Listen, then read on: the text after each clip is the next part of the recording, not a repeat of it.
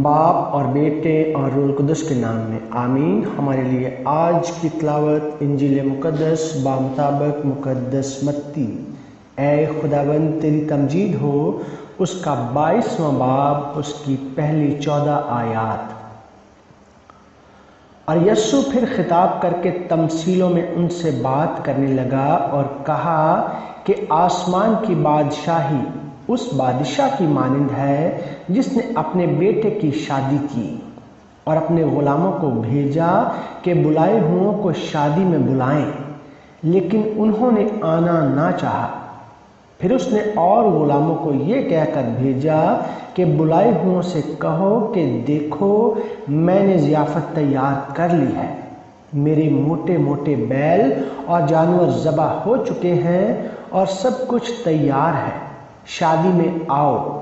مگر وہ کچھ خاطر میں نہ لائے اور چل دیے، کوئی اپنے کھیت کو، کوئی اپنی سوداگری کو، اور باقیوں نے اس کے غلاموں کو پکڑ کر ان سے برا سلوک کیا اور مار ڈالا۔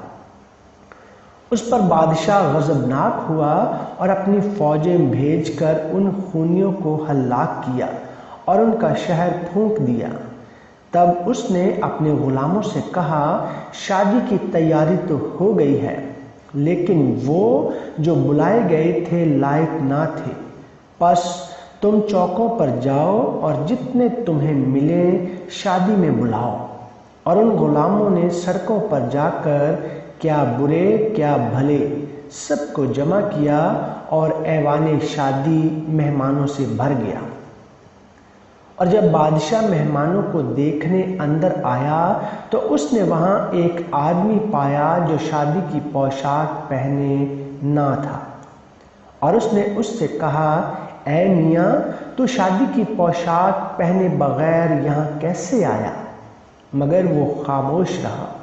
تب بادشاہ نے خادموں سے کہا، اس کے ہاتھ پاؤں باندھ کر اسے باہر کے اندھیرے میں ڈال دو، وہاں رونا اور دانتوں کا بجنا ہوگا، کیونکہ بلائے ہوئے بہت ہیں مگر برگزیدے تھوڑے۔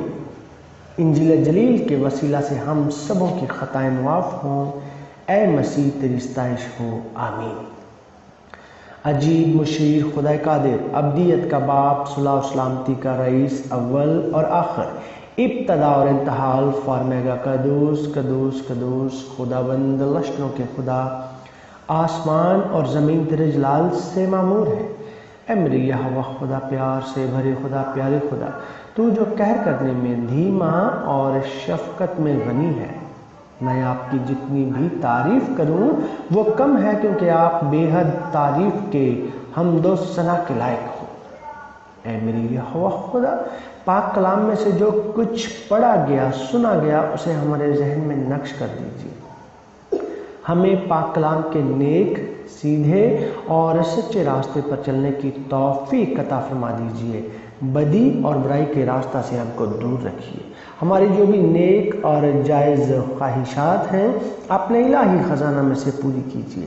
ہر دم ہر لمحہ ہماری حفاظت فرمائیے۔ یہ سب کچھ مانگتا ہوں تیرے بیٹے اپنے خداوند یسوع المسیح کے وسیلہ سے، آمین۔